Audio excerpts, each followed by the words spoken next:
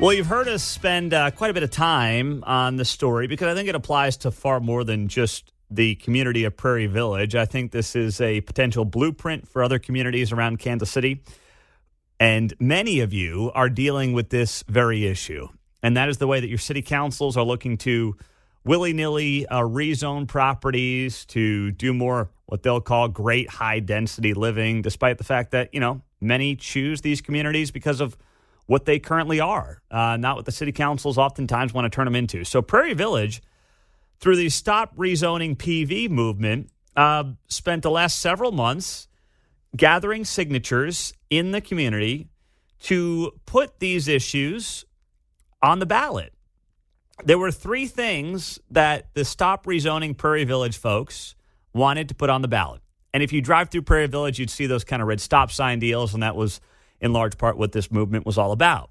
Well, yesterday it turned out a Johnson County judge only ruled one of those three petitions were good enough to get on the ballot in November.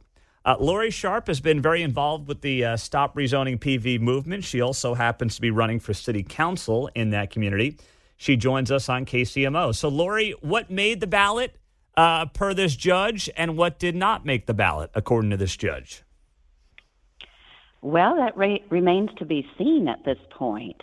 The Judge Mason initially approved the adopt ballot and not the abandon petition in her oral decision. And when she said that, the city objected right away, stood up, objected to that decision, and she actually, right there on the spot, reversed her opinion, and she accepted the abandon petition, which gets rid of the strong mayor, where the mayor is king, and she denied the adopt ballot. So she said one thing, the city objected, and then she said something else, and then later on, when she wrote this long and thoughtful written petition, she actually went back to her original decision and accepted the adopt petition, which would reduce the council so it's not so huge, it's not so supersized, and she denied the abandon. And the city didn't like that. They called an objective. They even objected. They even sent a motion last night at 11 p.m., raising a lot of questions and trying to get it back to the way it was. And so now they're going to have a big phone call again this morning, and the judge will rule for the, third or fourth time on this. Overall, on the rezoning one, she said that it substantially complied with the law. So a news outlet said it didn't have enough of the muster, but that's not true. She specifically said it substantially complied with the law. She just ruled that it was administrative, not legislative. So when the city brought up their comprehensive pandemic plan, where 200 people were surveyed about it, that it has ADUs and has multifamily, that made her rule that it was administrative, that the city can rezone the property and that the people can't vote on it.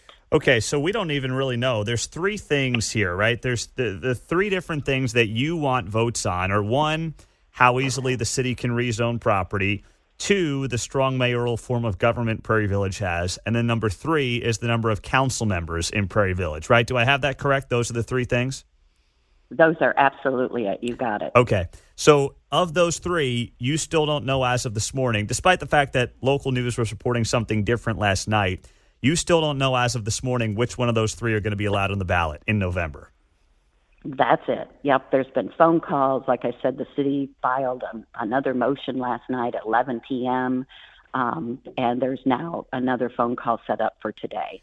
So lots of pressure, lots of things going on. So the judge is getting pressured by the city of Prairie Village here, undoubtedly. Well, I don't want to say that, but, it's a very tense situation. Mm-hmm.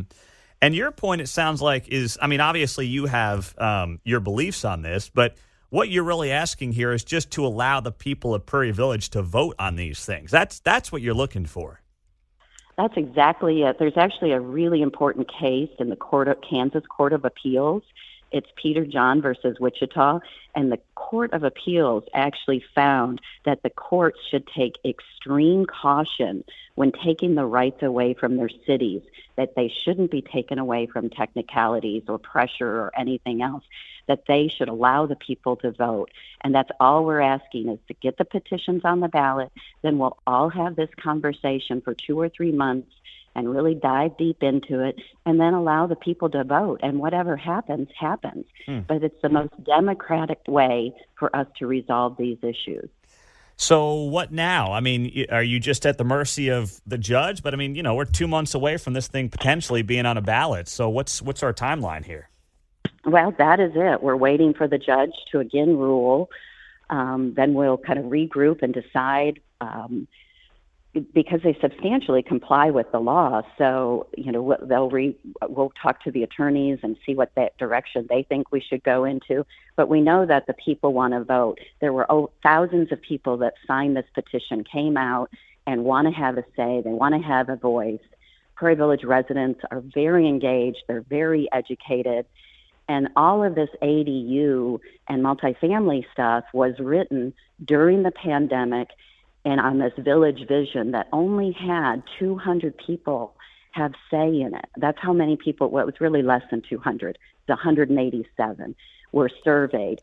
And we have thousands of people that want to vote on it. Mm-hmm. So it seems like the people should have a say. Absolutely. Lori Sharp, she's running for city council there in Prairie Village and has been very involved in this Stop Rezoning Prairie Village movement. Lori, it is great to have you on. I guess we'll just wait to see how this plays out with the judge today and potentially in the next week, and we'll be in touch. Really appreciate the update. Well, fingers crossed for all of Prairie Village. Absolutely.